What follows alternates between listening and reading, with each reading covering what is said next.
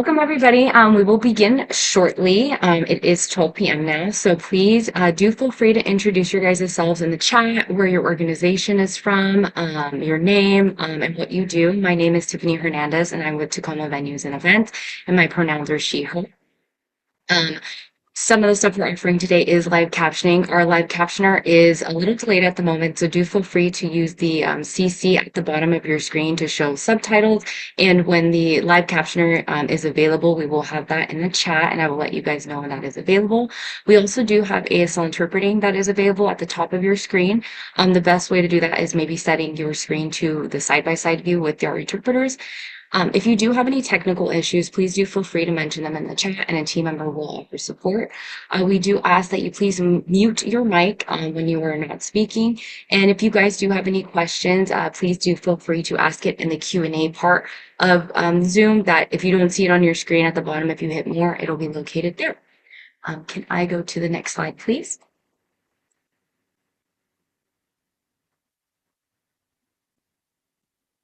Thank you.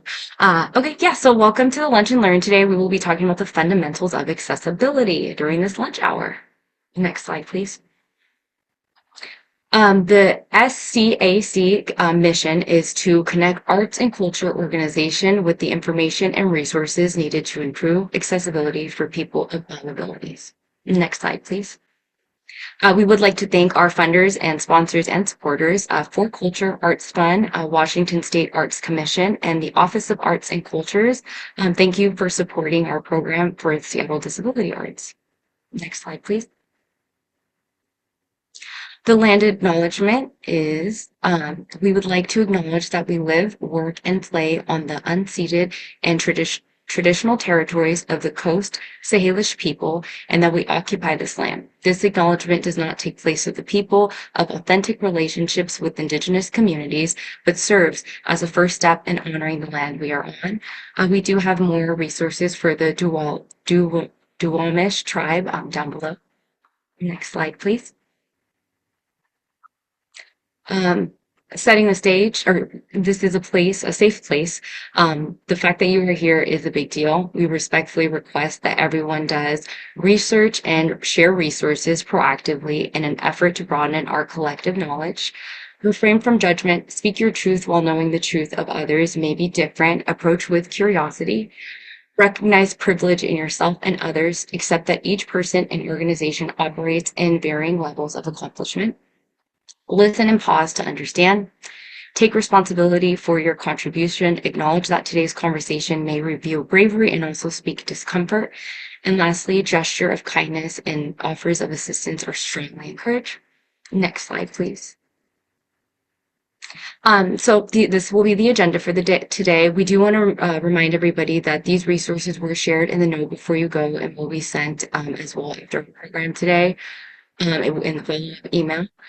So we're going to talk about accessibility, why it's good for us, disability, types of disability and stats, perspective on disability, social and medical models. We will speak about universal design and the curb cutout phenomenon. We will talk about accommodations for disability groups, language, person versus identity first. We will then go into our Q&A portion, and then we will do takeaways. Next slide. The learning objectives today will be 1, to gain a solid overall awareness of accessibility, disability, and universal design, and 2, build confidence applying these concepts in your own work and community. Next slide, please. I would love, before I speak about our speakers, we do have the working streamline text in our chat, so you guys are aware that that is there. I would love to set the stage for our speakers. We will have Marlee, Elizabeth, and Eva chat with us today, and I believe Eva is actually our first speaker. Thank you, guys. Great. Thank you so much, Tiffany.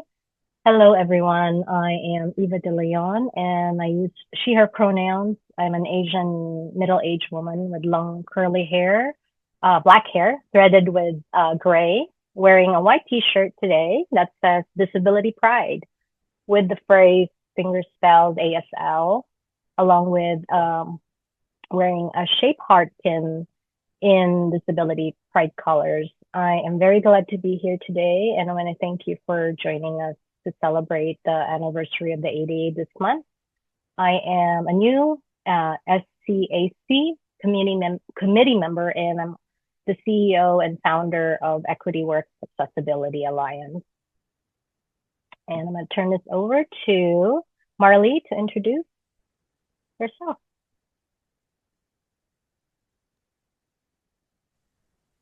Thank you, Eva. Hello, everyone. My name is Marlee. My pronouns are she, they, and I'm the accessibility coordinator at the Fifth Avenue Theater, as well as a member of the SCAC.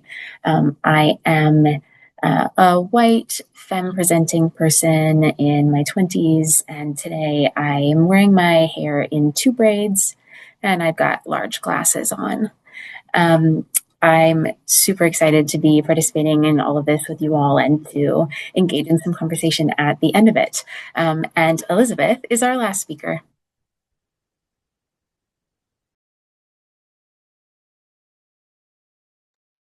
Hi, everybody. This is Elizabeth. I use she, her pronouns. I'm a white woman with short, wavy silver hair. I'm standing in my home office wearing a teal sleeveless shirt.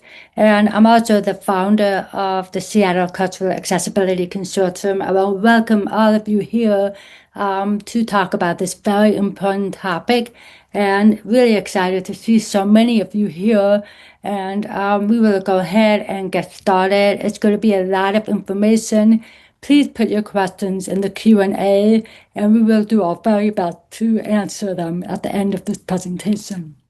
Thank you so much, and I'll pass it along to Eva. Perfect. Thank you so much. So we're going to get started. We'll start with the definition of accessibility. So when we talk about access, we're really talking about more than just getting through a door or logging into a website.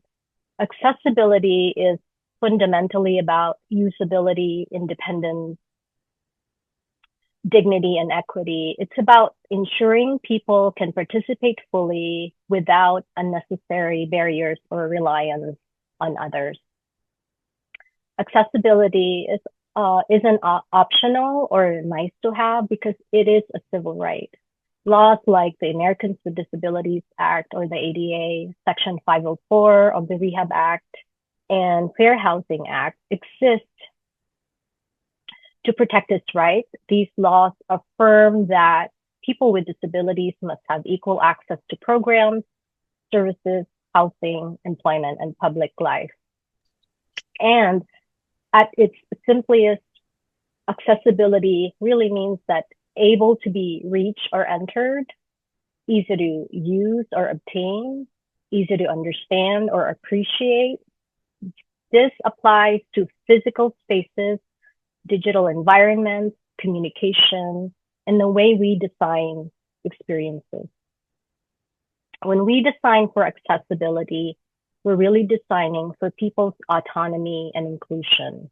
It's about removing barriers so everyone can participate with dignity. So let's move on to the next slide. For this next slide, why is accessibility good for us? I'd love to hear from you. So take a moment and share one reason accessibility benefits all of us. I'll give you a moment to share your thoughts on the chat. You can drop it in there if you'd like, or if you want to come off mute and just shout it out.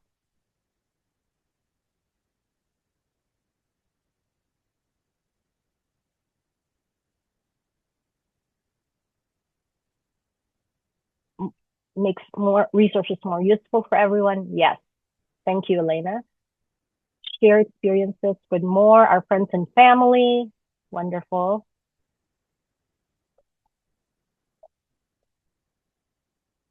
More viewpoints and response, curb cuts, spectrum of disability, of ability and or disability. Wonderful. Thanks for sharing that. So accessibility really is good for us because number one, it is the right thing to do. When we talk about accessibility, we're fundamentally talking about dignity, independence, and equity, ensuring people can participate fully It isn't an add-on or a favor. It's a reflection of our values and how we show up for our community. It's also great for business. So accessible organizations reach more customers, reduce friction, and build lasting loyalty. When people can easily navigate your services, purchase your products, or engage in your programs, everyone benefits. Accessibility consistently enhances usability of all users, not only those with disabilities. It also strengthens your brand. So organizations that prioritize accessibility demonstrate a genuine commitment to inclusion, which resonate with customers, partners, donors, and sponsors. When accessibility is part of your core mission and values, supporters are more confident that their contributions are advancing meaningful, equitable change. This is especially powerful in fundraising. Donors want to invest in organizations that reflect their values and create real impact, showing that your programs, communications, and digital spaces are accessible signals that your cause is worthy of their support and that their dollars help expand access for everyone. Next is that we have an aging population in the US. As people age, they are more likely to experience changes in your mobility, in vision, hearing, cognition, or stamina. Designing with accessibility in mind ensures your organizations remain welcoming and usable for older adults, which is a rapid growing segment of the US population. Next is 1 in 4 people have a disability. So disability is common, it's diverse, and it's often non-visible or non-apparent. When 1 in 4 people in the US live with a disability, accessibility isn't a niche, it's mainstream. This means that customers, employees, volunteers, and community members are already navigating barriers every day. It's part of an organization's value. Accessibility is a core part of diversity, equity, inclusion, and accessibility. You cannot have equity and inclusion without access. When organizations commit to DEIA values, accessibility becomes a natural, essential part of living those values, not a separate initiative. And finally, it is the law. So for private businesses or organizations open to the public, the ADA requires equal access for visitors, customers, and guests. This applies to physical spaces, programs, services, and digital content. So compliance isn't really optional. It's a legal obligation and a baseline expectation for any public facing organization. And additionally, I just wanted to mention this, for organizations that receive government grants and public funding, accessibility requirements or expectation are even higher. Federal and state agencies typically impose higher standards, additional reporting, and stronger enforcement to ensure that publicly funded programs are fully accessible to all people. So let's move on. I'm going to give you guys 2 images here. On the next slide, you see 2 contrasting examples of how design choices directly affect access. So on the left is an image of a visitor engaging in the exhibit using Braille and tactile elements. And on the right side is an image of an exhibit's information or display sign placed on a horizontal panel with print information. Here, I'm going to ask you, what assumptions are being made by these 2 different elements? So kindly share any thoughts you might have or reaction you might have on the chat if you'd like.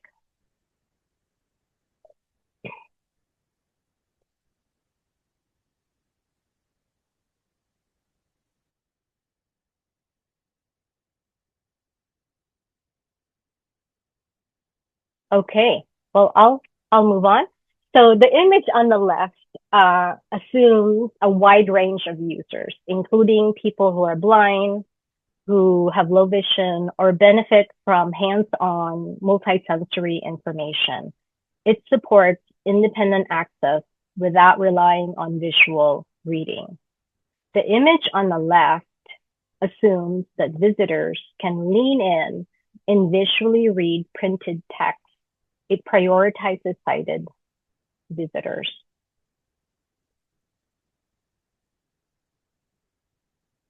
So I'll move on to the next.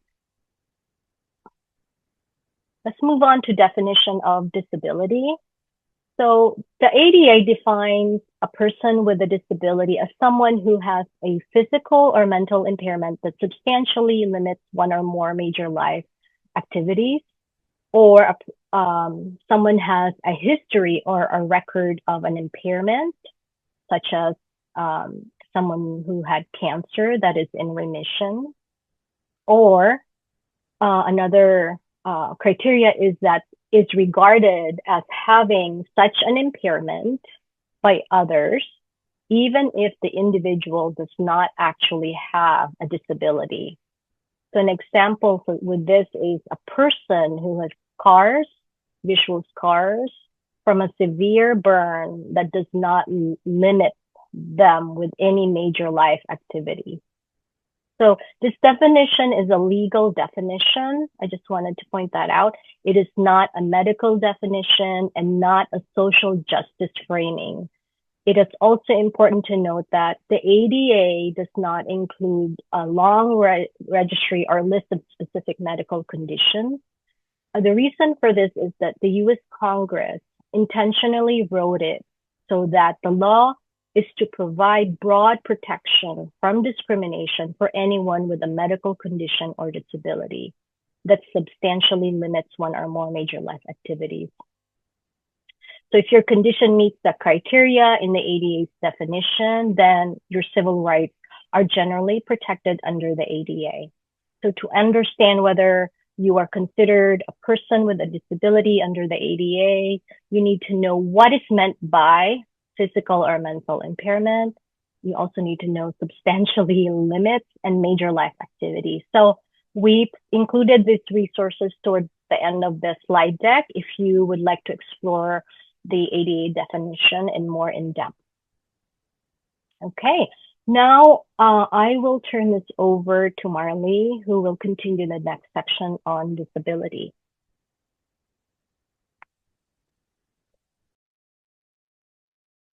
Thank you, Eva. Hello, this is Marlee back again, and we're going to jump a little further into what we're talking about when we're talking about disability. So as Eva mentioned, roughly 25% of the US population has a disability, and it is statistically likely that a disability will occur in all of us at some point in our lives. And it is also true that at any time on any day, you could become disabled. And I always encourage people as an accessibility advocate and as a disabled individual myself, that if the thought of that brings up big feelings in you, to interrogate that and consider where that comes from. And to ask yourself, if we lived in a society that were more accommodating for disabilities and more inclusive and encouraging for those individuals, if the prospect of becoming disabled would feel as daunting or as othering as that might make it seem. And it's also important to remember that disabilities can be temporary, permanent, or situational. So a lot of times we tend to think as disabled being an individual who uses a cane for vision impairment, or an individual who may be a wheelchair user, things like that. But there are also temporary disabilities, which could include things like broken bones, or pregnancy, or the flu. There are permanent disabilities like dyscalculia, Parkinson's, deafness, and blindness.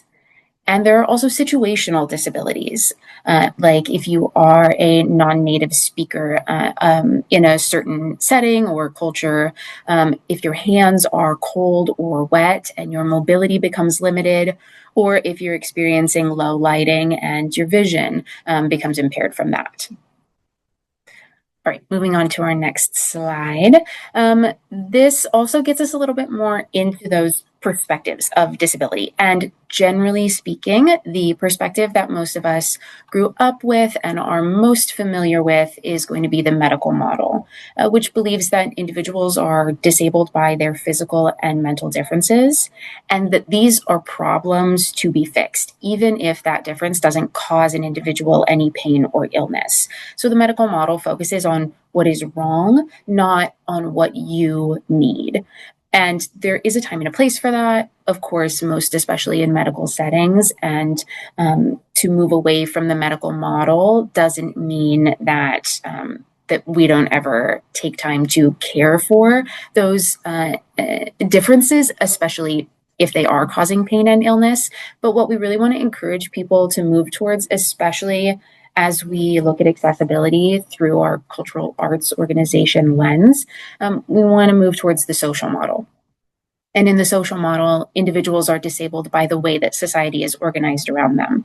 I find that a good example of this would be that if two individuals came up to the entrance of a building and one is an individual who walks and another is an individual who is a wheelchair user, and there are steps up to the front door, and a door needs to be pulled open because it is very heavy, then one individual may find themselves disabled getting into that building.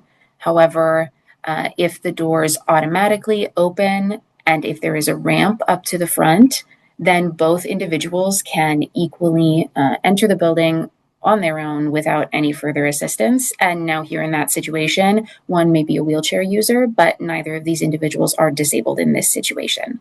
So when we take a look at the way that society is built around us, we find that there are actually ways that we are causing barriers and disabilities when individuals themselves are not actually the ones who are creating the problems. All right, moving on to our next slide. This is something that is often known as the curb cut effect. And we've got a graphic here that is sort of illustrating that for us. We see a curb cut in the sidewalk, and prominently featured is a wheelchair user who is using that curb cut to cross the street.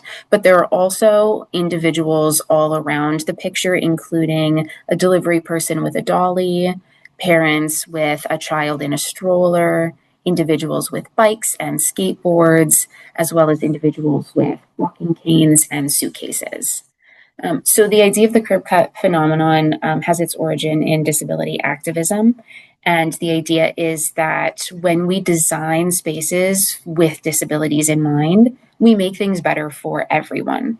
So it's great to consider when you're looking at accessible advances for your organization, the ways that you might not only be serving the disabled community, but maybe perhaps this is also an advancement that can make things more accessible for everyone who comes through your doors. I really regularly get comments from people at the Fifth Avenue who are so excited when they realize they're there on a captioned performance, because even if they may not be deaf or hard of hearing themselves, they find that to be a really useful benefit. And there is a lot of different opportunity for easing the space for everyone involved. All right, our next slide, please. The curb cut phenomenon also brings us to the concept of universal design, which we could do an entire presentation on all of its own. So we're just going to kind of skim over the concept of it, and we highly encourage all of you to look into it further. But universal design is about designing environments to be usable by the widest range of people. There are 7 principles of universal design, again, that are so wonderful to take a look at, especially if you are in the process of making any physical updates to your space.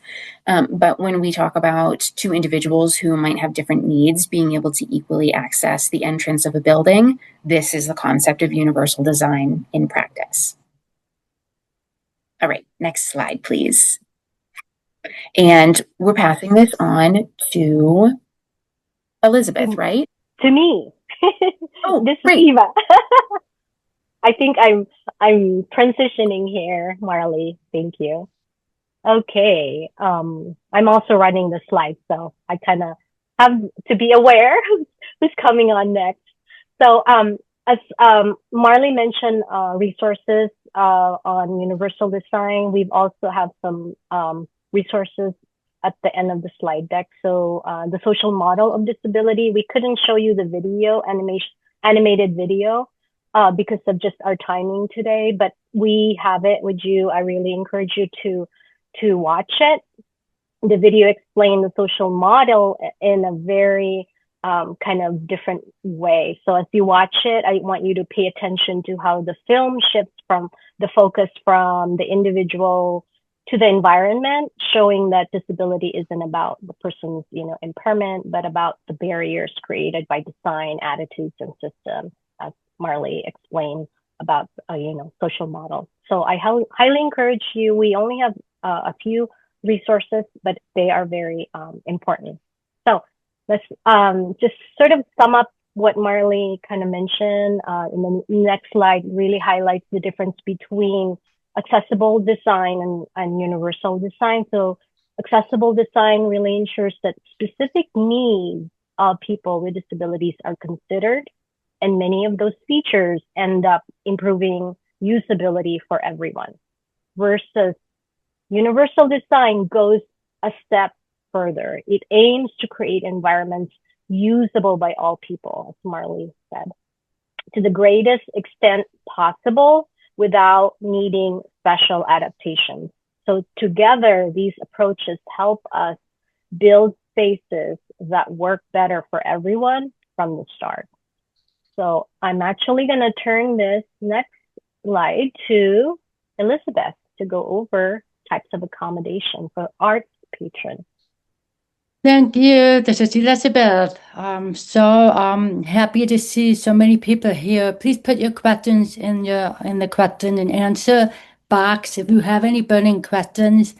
You've heard a lot about what accessibility is, different perspectives of disability, the curb cut phenomenon, universal design, and now we're going to talk about accommodations for our arts patrons. And you have images of different types of accommodations, audio description, the loop system, open captioning, and interpreting.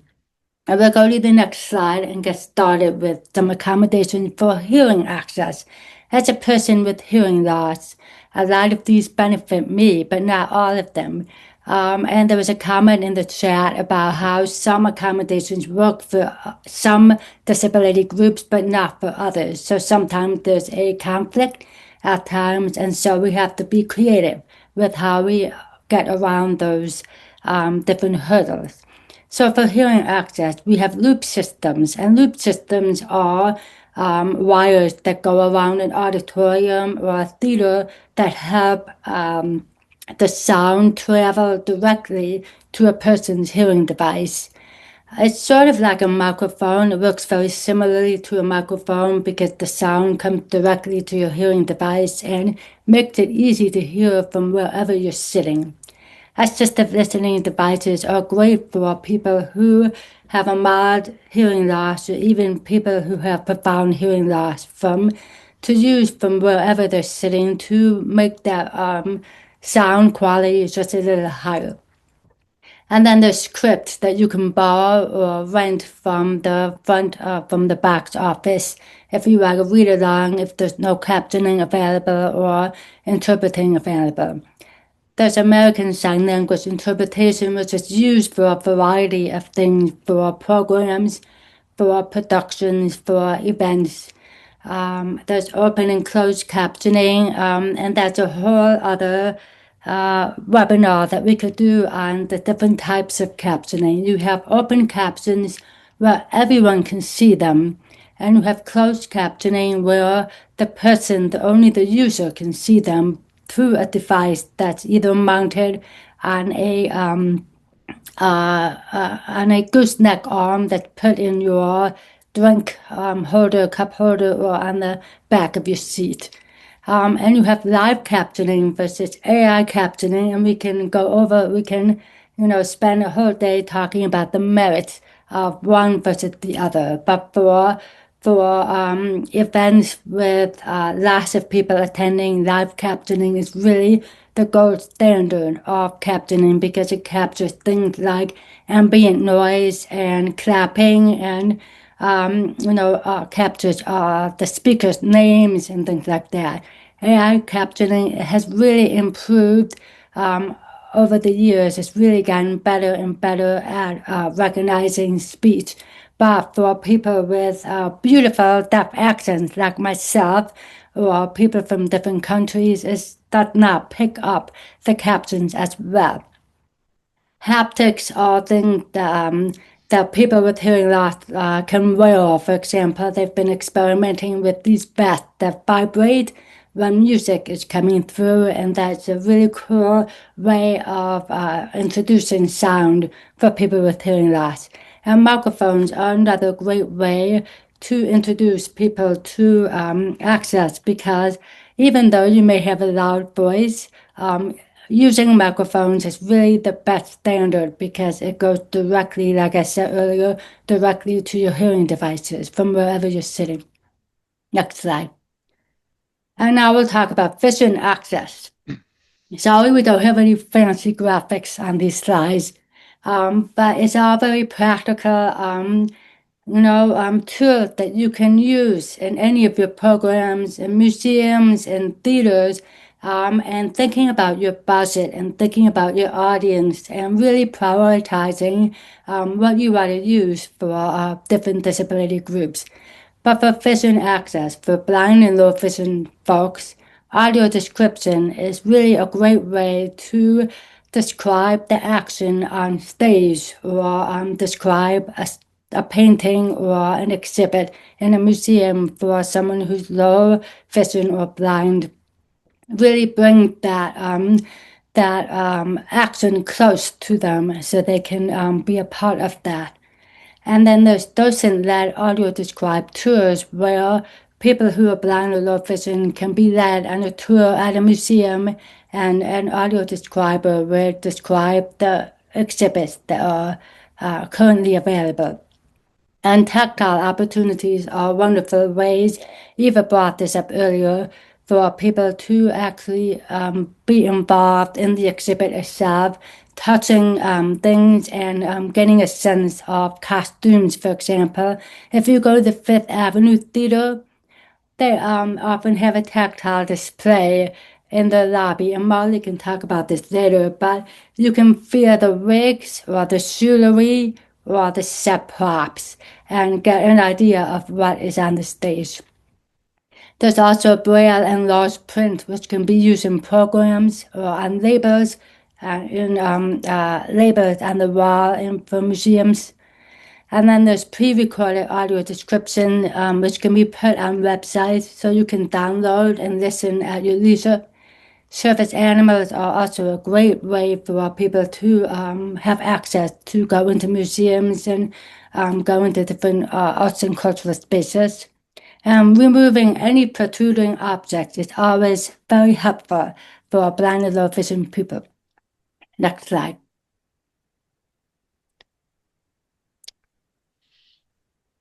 All right, and now we'll talk about physical access.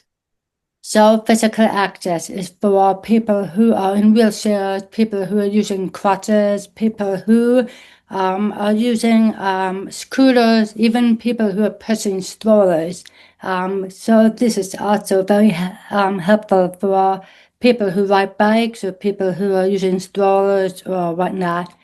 Accessible entrance routes and parking, really important to communicate where your accessible entrances are so that people can easily get from point A to point B. And also important to consider, are people able to come in the same entrance just like everybody else? Or do they have to go around the back of the building, which is not really true access? It doesn't really create a welcoming and inclusive environment if you have a separate entrance from others people. Proper reach ranges, so for sales and service counters and wheelchair clearance for exhibit elements. Really important for people who are particularly in wheelchairs to be able to reach things and to be able to see at a good height what an exhibit is, because if you have to look up too high, or if something's too high on the wall, it's going to be hard for folks to see. Seating options with adjustable and without armrest, and that goes without saying. And really important to think about companions who come with folks in wheelchairs, for example. Accessible restrooms and dining surfaces, family gender neutral restrooms, ramps and elevators. Next slide. And now when we talk about accommodations for neurodiverse access, we have accessibility guides, which are really simple, plain language guides that explain where the whole route through a museum, for example, from beginning to the end, even how to get there, and having images of where to find things to break it down so that it's easier for someone who gets overwhelmed with a lot of information to easily understand something. Sensory maps and sensory kits are all about helping people understand where there are places that are very noisy as opposed to places where you can go with low lighting or quiet spaces, so they can study this map and decide, I'm going to spend more time in this area that's quiet.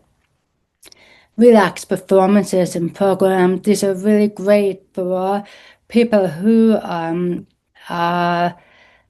like to attend programs that have a lot of different things happening, and they can just move around and can leave at their leisure. And there's low lighting and maybe some lower noise levels at these performances.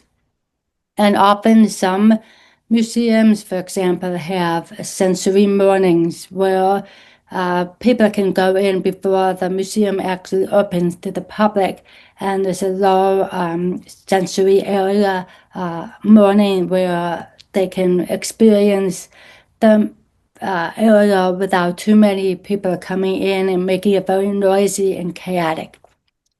Content warnings are really helpful in communications when you are advertising for an event or a program, and something's going to be happening, and you want to be really transparent about what's going to be happening so that people don't feel anxious and people really have all the information at their fingertips so they can make a decision as to whether or not to attend. Know before you go communications, as I mentioned earlier. I've seen a lot of organizations use them. Really helpful for, again, just being transparent about what's going to be happening so that people know what's expected of them and what is going to be happening. And low lighting, as I mentioned earlier. Next slide. And I'm going to bring Marlee back in to talk about how people with disabilities often identify. Thank you, Elizabeth. We're going to chat now about person first versus identity first language. And this, I want to start by saying, is going to be a general overview, as this whole presentation has been. And the way that people choose to self-identify is, of course, incredibly personal. And I cannot and would not presume to speak for everyone. So you'll find that as we go through this, we're sharing some generalities and some guidelines, but that, of course, we encourage you that anytime you encounter any individual and they let you know how they refer to themselves, how they prefer to be referred to, that is, of course, the most appropriate route to take. So person first language looks like a person with epilepsy, a person with blindness. And this language intends to uplift the individual before their disability. And it is also true, particularly I find with younger generations, that there are people who feel that this contributes to the stigmatization of the disability, that it makes it feel like an affliction or something that is an afterthought that you are attached to. And there are other individuals who feel that it's more just about centering myself first and that my disability is not the main component of my identity. All right, next slide, please. We'll get into identity first language, which would look like I am blind, I am deaf, I am autistic. And this phrasing is based in the idea that an individual cannot be seen as their whole and complex self without their disability. This is how I personally prefer to refer to myself. And again, it's entirely personal to every individual, and oftentimes will depend a bit on the disability. You might often find that someone may prefer person first language when saying, I'm a person with cancer, which is different from saying, I am autistic. And in that particular situation, that may come from a place of autism being a whole piece of my identity that is essential to creating and shaping my worldview. And it is also something that does not kill or harm of its own accord. So it is really essential to the person that I am and that you are meeting me as. Whereas cancer, of course, is not the same as autism and is the sort of thing where especially you might find yourself one day identifying as a person who had cancer, past tense, and this might change somebody's individual perspective of how they prefer to identify themselves.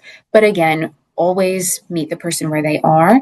And something I also always encourage when I'm teaching about disability is being prepared to come into an individual situation with grace, and that if you use identity first language with someone and they correct you and say they prefer person first language, to simply thank them for letting you know and then move forward with that new information.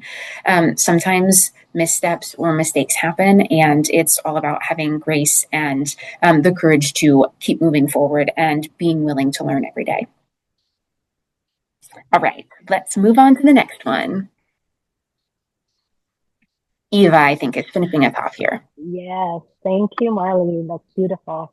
All right, we're getting to wrap up now our session. So I want to leave you with a few questions to carry forward.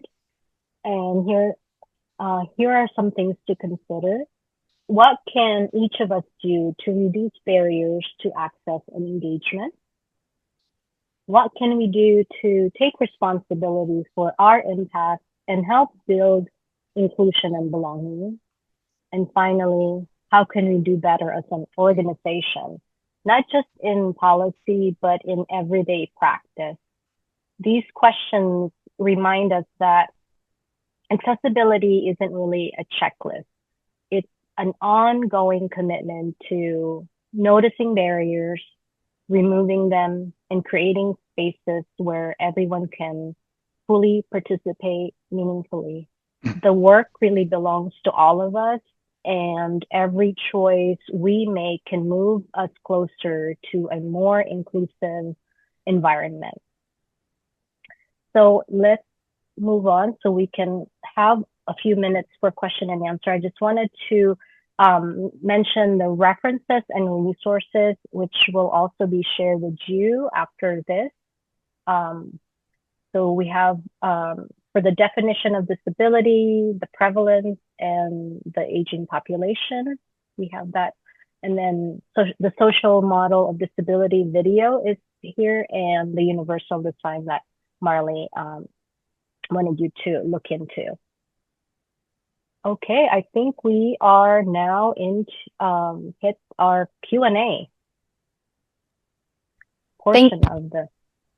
Thank you so much, Eva. Hello, everyone. I'm Tanya Baumann. I use she, her pronouns. I am on the committee of the Seattle Cultural Accessibility Consortium, and I am also team member at the Henry Art Gallery.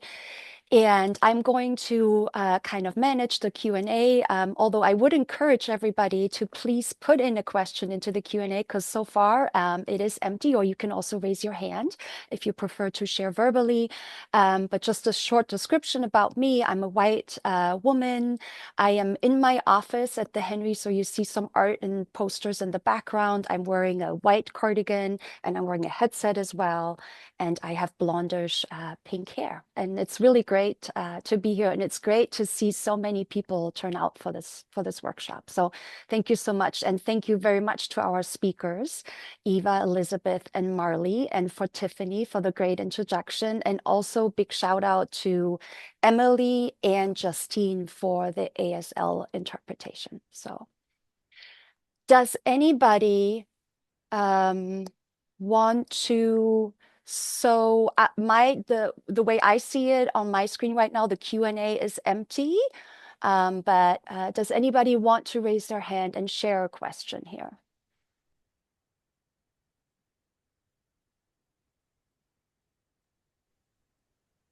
Tanya, there's a couple of questions that just come in. Oh, okay. I am sorry, I cannot see them in the Q&A. Let me see. Can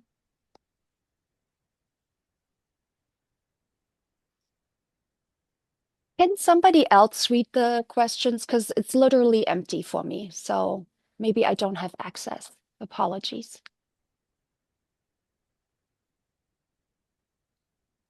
Yes, I have access. I can see them. If somebody can give Tanya access, maybe you need to be a cohort. So Rebecca is asking, I understand SCSC is looking into creating a learning library of accessibility equipment. How is that coming along? Well, I'm happy to answer that. It's coming along very well. And you'll see I'm looking at the slides, we have just procured 2 pieces of equipment which were kindly donated by one of our committee members. They are a ramp and a wheelchair. And so we are going to be finalizing the order for new equipment by the end of this month.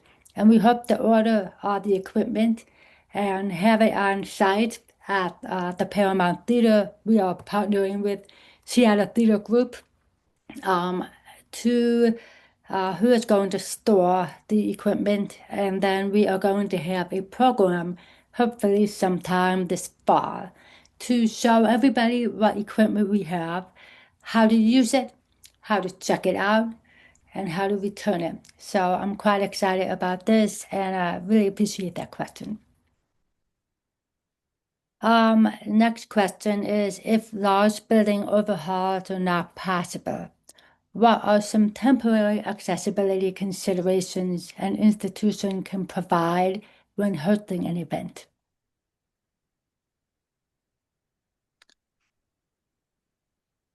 Eva. Well, sure. This is Eva. Thanks for that question. I can respond to this. It's again, it depends on the organization's type, whether it is Title II, state and local government. There's different organizational sort of requirements that will still require you to ensure that in the future you need to plan for making sure that your organization is fully accessible to everybody. But if it's for temporary, then you want to consider maybe ensuring that people can still access in a different way, such as maybe installing a temporary ramp, looking for opportunities to participate remotely. Yeah, just really gauging your audience and telling them how to and actually individually asking audience or your customers who might come in and ask them what is the best way to accommodate people that might need access to your facility, because everyone is different, so their needs might be different. So ensuring that that comes through your website, that you're having this event, please contact us, for that accommodation or need, would be very helpful. So looking at your planning, your strategies to address that is going to be really important. But it doesn't, organizations are still obligated that to remove those barriers in the future. Thank you, Eva. Tanya, are you able to see the question now? Yes, I am. Thank you for fixing that. Apologies again. There's one question in the chat from Isabel, and then I'll pop into the Q&A. What are some disability-rooted or focused programs or activities around the Pacific Northwest that you find inspiring? I love that example from McCall. So I guess, Elizabeth, you probably have some favorite places that, that you would find especially inspiring. So maybe you can tell us a bit more. Well, I'd love to open it up to Marlee and Eva to see if they know of any, and then I'll chime in. Okay.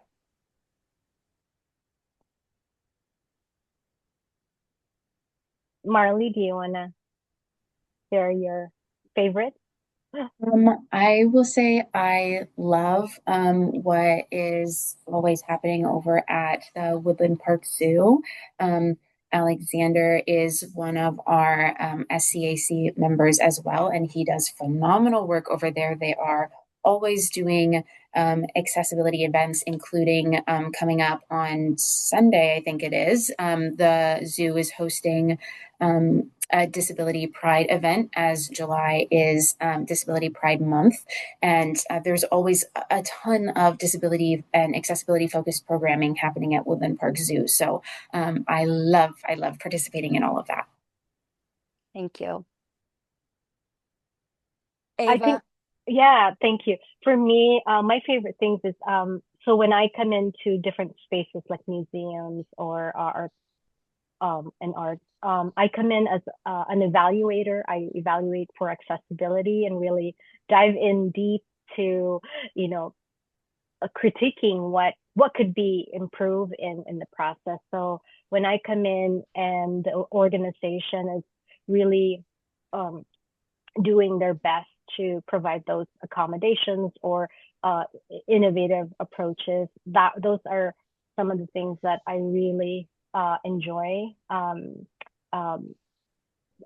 looking at and seeing what are some ways that we can improve this or use it or share it with other organizations so that they can that they can copy it or maybe use it as a model. So having I attended a fully multi-sensory gallery opening, and everything is accessible down to actually my friend who was with me, and that picture showed that I shared is with me when that opening happened. She was able to touch every single exhibit, including reading all the materials in braille, in tactile print, in large print. They have different modalities for access, and everyone actually enjoyed it.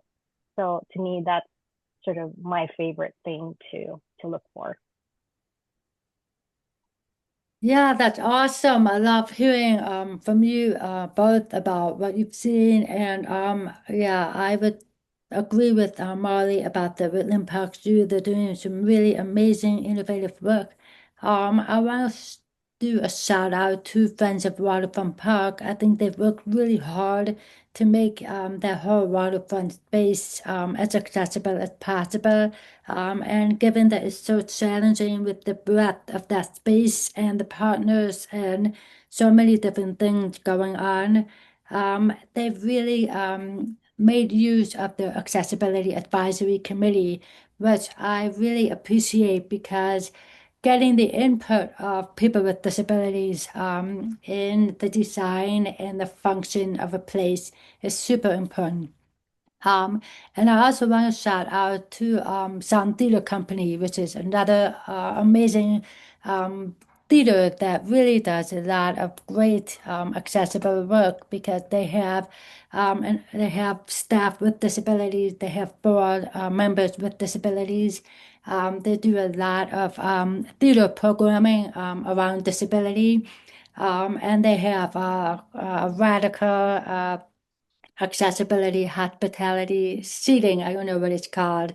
I think Teresa's on the call, so you can speak more to that. But I just think that they are a great model of how accessibility is really integrated into the heart of what they do. And, nothing is ever perfect, but they're really trying to make all of their shows as accessible as possible, whether it's with ASL interpreters or captioning or audio description. And by the way, I want to make a plug for the audio description training program that SCAC did last year.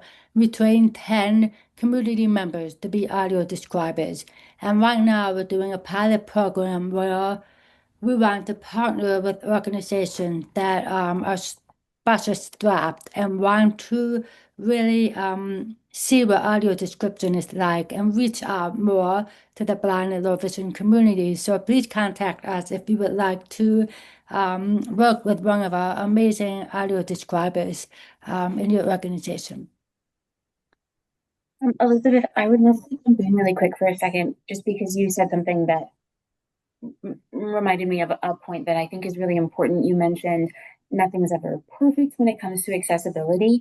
And something I really, really always try to encourage in people, especially if you feel like your organization is still sort of in the early steps of moving into accessibility work, is to remember that perfection prevents progress, and that just because you maybe don't have the resources that you look at another organization and say, oh, wow, every performance they do is captioned, or they have these great sensory accessibility resources, what have you. We can't afford that. We don't have whatever resources or funding you might need. Every little step that you can take towards accessibility is more accessible than you were the day before. And so I really encourage people not to feel bogged down by the idea that if you can't do it to what you believe is the very highest standard, that doesn't mean that you shouldn't do the most or the best that you are currently capable of. Because I think you will end up finding that taking that first step and doing that little bit will help you eventually move further and further down the road to those larger accomplishments. Thank you. Thank you, Marlee. Well said. I see Elaine has a hand raised. Is that correct? Yes, thank you. Can you hear me? Yes, we can hear you. The sensory garden at Woodland Park Zoo is quite wonderful in this realm of ADA. So I just want to applaud folks there. I think actually my sister's been very hard at work on that. Anyway, that's all I wanted to say, but appreciate it. Thank you for sharing. Yeah. And I think we have two folks in the chat too who have some recommendations. We have a shout out for Seattle Children's Theater, and they do some work with schools and special ed programs in terms of inspiring organizations and programs. And then also Barbara is calling out, I'm just reading through this, Seattle South Side, increasing efforts to provide information about accessible lodging, dining, recreational, and cultural opportunities. So that's great as well. And there's some links here as well that you can all check out. Okay, I have another question here, and I think we have some time still. So Marlee, this might be one for you, but might be open to everybody. I appreciate the description of person first and identity first, and understand that this can be a matter of personal preference of the person being referred to. When sharing more general, publicly accessed written information, is there a preferred best way to do this?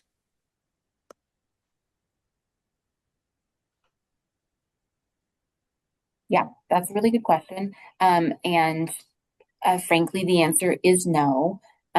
I personally prefer identity first language. And that for me comes a lot from my ethos of destigmatizing disability within the work that I do, and really trying to help break down those barriers of any feelings or concepts of shame or otherness that come with disability. Again, that is my personal ethos, and that does not necessarily mean that person first language is inherently problematic. I would maybe encourage each organization to chat with disabled individuals who are closest to your organization, be it staff members or patrons, community, and maybe try and get a sense of what it seems is most common within your sphere, because you might find, given your particular audience, that it changes. But that would be my personal preference. For me, is identity first. Thank you, Marlee. Does anybody have anything to add to that? Okay. The next question. Do you have any suggestions on how to interact with landlords of a commercial space if the building is lacking accessibility? Ooh, that can be challenging. This is Eva. Yeah, I'm gonna take a stab at it. So it really depends on your, you wanna engage in a sort of um, um, open communication, so that, explaining what are you looking for, why, going back to what we talked about, the benefits of accessibility. So I think I would recommend starting at that point, and starting at meeting the person where they're at. Maybe they might not know about, really what you're looking for. So really starting from engaging the person, meeting where they're at, and then, moving from there, so that your interaction is open and not, sort of defensive. I'd love to add on to that, if I may. This is Elizabeth. Yeah, this whole question of buy-in is very, very important, because if an organization or a building owner is not bought in to the idea of accessibility, you're going to have more challenges, right? Getting the accommodation that you need. But as Eva said, always start with the premise that they may not know, they may not realize that there is an issue, and to come with the perspective that people want to do the right thing, we hope, right? And to start with that premise of that open curiosity and questioning, and creating and building that relationship. Yes, absolutely. This is Eva. Assume with positive intent, and I always come, with that when you're interacting with someone that you don't know. So Thank you. Thank you. We have one more question, and I actually have a question too, if we have time. But I'll go to Sophia, who's asking, where can people get Braille resources printed? Any leads for that? We at the Fifth Ave use Rain City Braille for all of our printing. We do Braille programs for our shows, and also for our tactile displays, which are up in our lobbies. Thank you for that. And also, I know that the Clover Nook organization is not local, but I know that they offer some free resources. If you go to the website, there might be some free resources. And for the equipment loan program, we are going to be purchasing a braille machine and another machine that produces tactile images. So if you're interested in creating braille programs or labels or maps with tactile maps, we will have those machines to be loaned off. Thank you. Thank you both. There is actually one more question here from Carolyn. If one is new to the field, how do you suggest breaking in?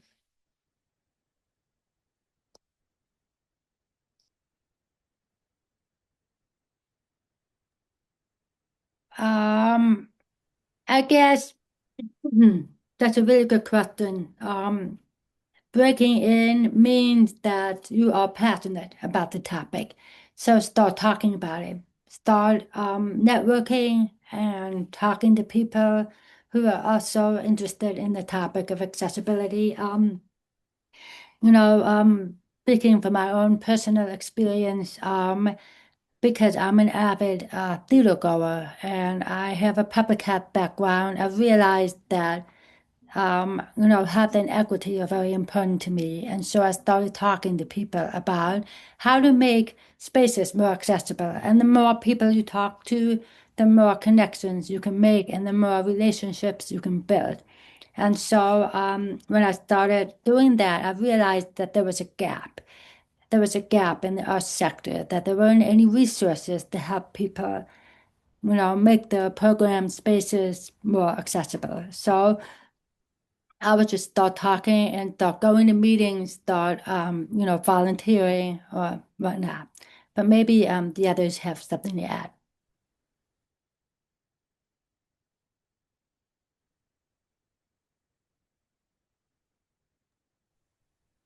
I would say going to events, particularly disability-focused events like the zoo on Sunday or SCAC hosted events, any that you're aware of from any of the other orgs that are here joining us today.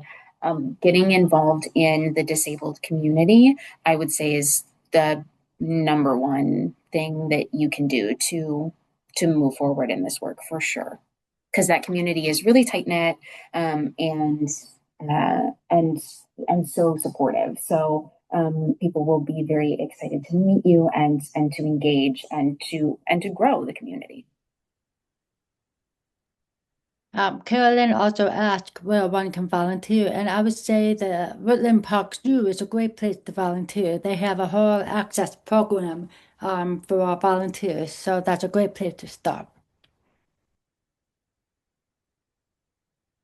Yes, this is Eva. I would say, yeah, volunteering with different organizations like Outdoors for All is a great one to do. Governor's Committee on Disability and Employment, they do a lot of volunteers for summer programs, for leadership programs. Yeah, I also, there are so many free webinars on ADA topics, accessibility topics that are available out there. So like the ADA National Network is a great resource where you can find really relevant and proper source, I guess, of like ADA facts and information. Yeah, thank you for those. And I would say Seattle Cultural Accessibility Consortium, the majority of our online programs are recorded as well. So that's also a great resource to kind of learn a little bit more about the field. And then there's also the Leadership Exchange in Arts and Disability Conference, if there are resources available. It's once a year. I think it's in Philadelphia this year. So also a great way to learn and network. Okay, do we have time for one more question, Elizabeth, or do we want to pass it back on to Tiffany? Because I can hold back. We can answer one more question and then Tiffany can come online and close us up. Okay, sounds good. I don't want to, let's see, does anybody want to raise their hand if they did not type their question into the Q&A? Okay, then I think I would ask the question. We have so many folks here, like from cultural organizations, looking to improve accessibility at their organizations. And I'm wondering if you all would have, I think Marlee, you spoke to that, kind of start somewhere, but if you all would have some advice, if you're relatively new to accessibility, how can I get the conversation started within my organization? Who do I need to, bring in? What are some of the questions I might need to ask myself to move this work forward?